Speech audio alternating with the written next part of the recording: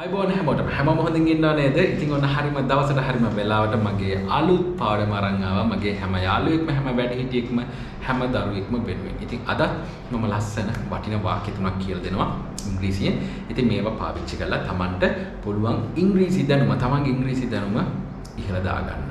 ඉතින් මේවා ප්‍රැක්ටිස් කරන්න. පුළුවන් තරම් මේවා කට ඇරලා ප්‍රැක්ටිස් කරන්න. හිතින් නම් නෙමෙයි. ගොඩාක් කට්ටිය කරන දේ තමයි මේ හිතින් මේවා කියවනවා. එහෙම බෑ. හරි හොඳට කට අරින්න. හොඳට කට ඇරලා මේවා ප්‍රැක්ටිස් කරොත් අලුත් වාක්‍ය හදන්න මම මේ කියලා දෙන වචන වලින්. ඉතින් එහෙම කරොත් Tamanට ඉංග්‍රීසි දැනුම ඉහළ දා ගන්න පුළුවන්, වර්ධනය කර ගන්න පුළුවන්, ඉම්ප්‍රූව් කර ගන්න පුළුවන්. ඉතින් ඔන්න ඒ හේතුව හින්දා අදත් මම හොඳ වාක්‍ය තුනක් කියලා දෙනවා. ඉතින් ඊට කලින් මතක් කරන්න කැමතියි මගේ නගී channel එක ඉස්සර තිබ්බේ Real Start Kids කියලා. දැන් ඒ නම වෙනස් කරලා Real Start Pro කියලා තමයි channel එක කරගෙන යන්නේ. ඉතින් ඒ channel එකටත් යන්න තමන්ගේ පුංචි දුවට පුතාට තමන්ට ඉංග්‍රීසි කියලා දෙන්න පුළුවන් ඒ channel එක පාවිච්චි කරලා. ඒ වගේම තමන්ටත් ගොඩක් දේවල් ඉගෙන ගන්න පුළුවන්. ඉතින් ඔය මතක් කිරීම කළේ මගේ අද එකතු වෙන යාළුවෝ, ඒ වගේම මගේ හැම පරණ යාළුවෙක් වෙනුවෙන්ම.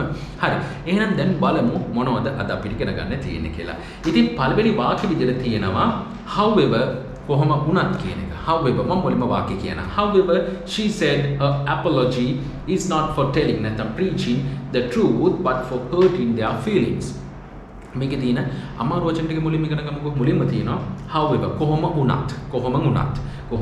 She said ඇය කිව්වා. ඒක දාන්න කොහොම she said ඇය කිව්වා her apology ඇයගේ සමාව. okay her apology is not ඒක නෙමෙයිලු. apology is not for telling. telling කියනවා කියන අදහස. telling නැත්නම් preaching දේශනා කරනවා. ඒ telling හරි preaching හරි දෙකම උතන පාවිච්චි කරන්න පුළුවන්. හරි. However she said her apology is not for telling. අපි telling කියන එක දැනට ගමුකෝ. apology is not for telling the truth. මේ ඇත්ත කීම හින්දා නෙමෙයිලු ඇගේ සමාව ගන්නෙ. her apology සමාව අයදීම කියන අදහස් තමයි උතනින් එන්නේ apology කියන එකෙන්. her apology is not for telling the truth. කියන්නේ මේ ඇත්ත කීම සම්බන්ධයෙන් නෙමෙයිලු මෙයා සමාව ගන්නෙ. මේ සමාව අයදීම මෙයා මේ ඇත්ත කීම හින්දා නෙමෙයිලු. මොකක්ද එහෙනම්? but for නමුත් මොකටද? but for hurting their feelings. hurt කරනවා, රිද්දනවා, feelings ඒගොල්ලොන්ගේ හැඟීම්. එයාලගේ හැඟීම් රිද්දීම වෙනුවෙන් තමයිලු එයා සමාව ගන්නෙ. ඇය සමාව ගන්නෙ. නැතුව මේ ඇත්ත කිව්ව හින්දා නෙමෙයිලු. එයා ඇත්තල කිව්වේ ඉතින් ඒකට සමාව ගන්න ඕනේ නැහැ. සරලවම කතන්දරේ ඔන්න ඕකයි. ඇත්ත කිව්වේ ඒකට සමාව ගන්නෙ නෑ මම. හැබැයි මම ඒගොල්ලන්ගේ අර හිත රිද්දපු හින්දා තමයි. ඒ කියන්නේ හිත රිද්දපු හින්දා තමයිලු සමාව ගන්නෙ. ඉතින් මෙන්න මේ දවස්වල උන දේවල් සම්බන්ධ කරගෙන තමයි මම මේ වාක්‍ය නිර්මාණය කරලා තියෙන්නේ. නිවුස් වලින් මේ වාක්‍ය අරගෙන ඒකට ගැලපෙන විදිහට හදාගෙන තියෙන්නේ. ඉතින් බලන්න however she said කොහොමද ඇ කිව්වා her apology ඒ කියන්නේ සමාව අයදීම, සමාව ඉල්ලීම ඒ වගේ අදහසක් උතන ගන්න පුළුවන්. however she said ඇ කිව්වා her apology is not for telling. telling නැතුව දැන් ගමු preaching කියන එක. she said her apology is not for preaching the truth. ඒ කියන්නේ දේශනා කරනවා කියන තමයි අදහස එන්නේ. කියන්නේ ඇත්ත දේශනා කිරීම හින්දා නෙමෙයිලු ඇය සමාව අයදින්නේ. but for hurting their feelings. හරි ඒගොල්ලෝගේ හැඟීම් කියන්නේ රිද්දපු හින්දාලු. ඒක තමයි සරලම තේරුම. ඉතින් මේකත් ඉගෙන ගන්න. මේකේ ලස්සන වචනයක් තිබ්බ preaching කියන එක, preach කරනවා කියන එක, tell කියන එක නම් දන්නවා. ඒ වගේම the truth සත්‍ය කියන එක hurt කරනවා, රිද්දනවා, hurting their feelings ඒගොල්ලෝගේ හැඟීම් රිද්දුව කියන අදහස. සමාව අයදීම apology ඒකත් ඉගෙන ගන්න. හරි මම හිතනවා ඔක සරලයි. ඒකෙනුත් ගොඩක් දේවල් ඉගෙන ගන්න තිබ්බා. හරි දෙවෙනි වාක්‍ය බලමු. The insurance of parliamentarians has not been increased as reported by the media. Deputy Speaker Nalin said today. හරි මේකේ මොකද්ද මේ තේරුම? The insurance කියන්නේ insurance එක රක්ෂණය කියන අදහස.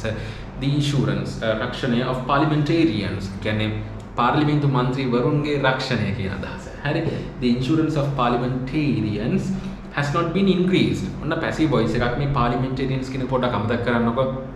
the insurance කියන එක විතරක් ඔළුවේ තියාගන්න. the insurance මම මේ වාක්‍යය හැදෙන හැටි කියන්නේ. ඉතින් passive voice එක කොහොමද නිර්මාණය වෙන්නේ මෙතන? the insurance අරව අමතක කරන්න. the insurance has not been increased. අපි උග not කියන එකත් අමතක කරන්නකො. මෙන්න මේක රක්ෂණය ඉහළ දාලා තියෙනවා.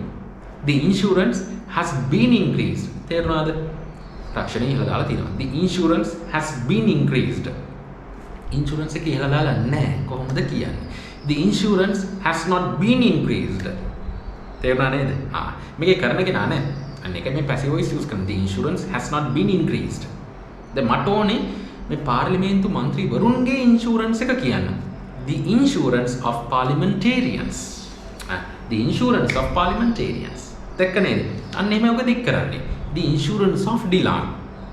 Dilan ගේ insurance එක. The insurance of Dilan. The insurance of parliamentarians has not been increased. හරි මේ පාර්ලිමේන්තු මන්ත්‍රීවරුන්ගේ insurance එක ඉහළ දාලා නැහැලු. හරි තියෙනවා as reported by the media. මේ media එකෙන් report කරපු විදියට as reported by the media. media එකෙන් කියන්නේ නැති මෙහෙම ඉහළ දාලා තියෙනවා කියලා ඊට පස්සේ අපහු news එක එනවා. The insurance of parliamentarians has not been increased as reported by the media. media එකේ report කරපු විදිහට මෙහෙම දෙයක් වෙලා නැහැ කියලා කියන්නේ. හරි media එකේ report කරපු විදිහට පාර්ලිමේන්තු මන්ත්‍රීවරුන්ගේ insurance එක රක්ෂණය ඉහළ දාලා නැහැ. හරිද? කවුද කිව්වේ? deputy speaker, deputy නියෝජ්‍ය කියන දා deputy speaker නියෝජ්‍ය කතානායක deputy speaker නලින් ඒ කියන්නේ නියෝජ්‍ය කතානායක නලින් said today අද කිව්වලු මෙන්න මෙහෙම දෙයක්. මොකද the insurance passive voice මේක note කරලා තියාගන්න. ඔයගොල්ලෝ පුළුවන් තරම් මේකෙන් අලුත් වාක්‍ය හදන්න. පුළුවන් තරම් අලුත් වාක්‍ය හදලා තමන්ගේ දැනුම වර්ධනය කරගන්න. The insurance of parliamentarians has not been increased as reported by the media. media එකෙන් report කරපු විදිහට මෙහෙම දෙයක් වෙලා නැහැ කියන්නේ insurance එක ඉහළ දාලා නැහැලු. මම හිතන ඔක තේරෙන්නේ නැති කියලා. හරි. අපි බලමු අන්තිම වාක්‍ය මොකද්ද කියලා. He said details on the use of firearms. He said ඔහු කිව්වා කියන අදහස එක සරලයි. He said details on the use of firearms for crop protection activities can be obtained from the respective district secretariats. මේකේ අමාරුචර මුලින් බලමු. He said ඔහු කිව්වා කියන එක details තොරතුරු on the use of firearms. firearms කියන්නේ ගිනියම මීට කලින් සතියේත් ඔක කියලා දුන්නා. details on the use of firearms මේ ගිනියාවේ පාවිච්චි කිරීම සම්බන්ධයෙන් details තොරතුරු for මොකටද for crop protection activities. crop protection කියන්නේ මේ භෝග ආරක්ෂාව activities ඒ ක්‍රියාකාරකම් වලට භෝග ආරක්ෂා කිරීමේ ක්‍රියාකාරකම් වලට use මේ කියන්නේ firearms ගිනියාවේ පාවිච්චි කිරීම සම්බන්ධයෙන් details තොරතුරු can be obtained on the passive voice can be obtained කරනවා කියන්නේ ලබා ගන්නවා කියන අදහස. can be obtained ලබා ගන්න පුළුවන්ලු from කොහෙන්ද කියලා තියෙනවා from the respective district secretariat. district කියන්නේ district secretariat කියන්නේ ලේකම් කාර්යාලය කියන එක. from the respective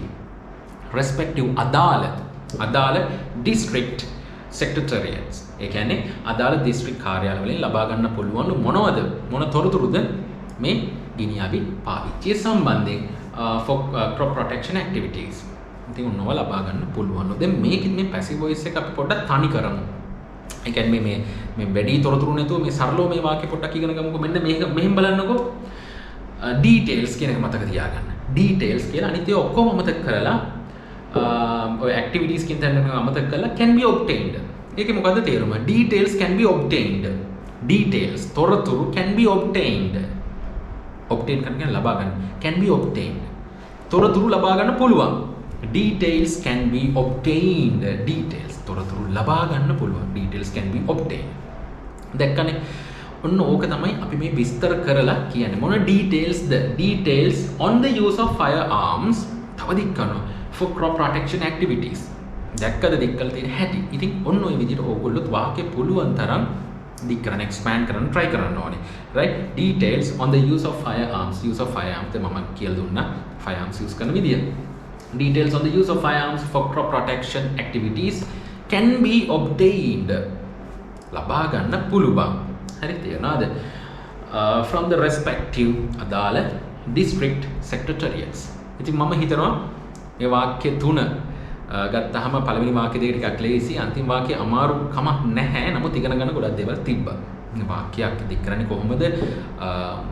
සාමාන්‍ය passive voice එකක් ඉගෙන ගන්නකොට ඔයගොල්ලෝ එහෙම දිග වාක්‍යයක් තිබ්බහම බලන්න සරලවම passive voice sentence එක හදන්න try කරන්න. දැන් මේක දිග වුණාට මම ගත්තේ details කියන එක අරගෙන can be obtained.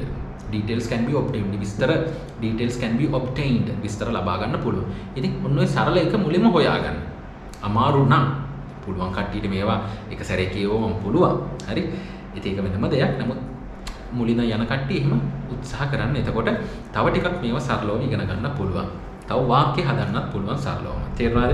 ඉතින් මම හිතනවා අද මම මේ කියලා දුන වාක්‍ය තුන මගේ යාළුවන්ට, මගේ වැඩේ හිටියන මගේ දරුවන්ට හැමෝටම ගොඩක් ප්‍රයෝජනවත් වෙන්න ඇති කියලා තමන්ගේ ඉංග්‍රීසි වර්ධනය කරගන්න. ඉතින් මේවල මොනවා හරි දෙයක් අහගන්න තියෙනවා නම් මට සඳුදා ගහරුවද 11:1 කෝල් එකක් දෙන්න ආන්සර් කරන්න නැත්නම් WhatsApp message එකක් හරි දාලා තියන්න. ඉතින් මම දන්න දේවල් හැමෝටම මම කියලා දෙන්නම් පුළුවන් විදිහට. තේරුණාද? ඉතින් ලබන සතිය හම්බ වෙමු. හැබැයි ලබන සතිය හම්බ වෙනකම් මගේ හැම යාළුවෙක්ම හැම දරුවෙක්ම හැම වැඩිහිටියෙක්ම වෙනදටත් වැඩිය ගොඩක් පරිස්සමෙන් ඉන්න ඕනේ හැමෝටම ආයුබෝවන්.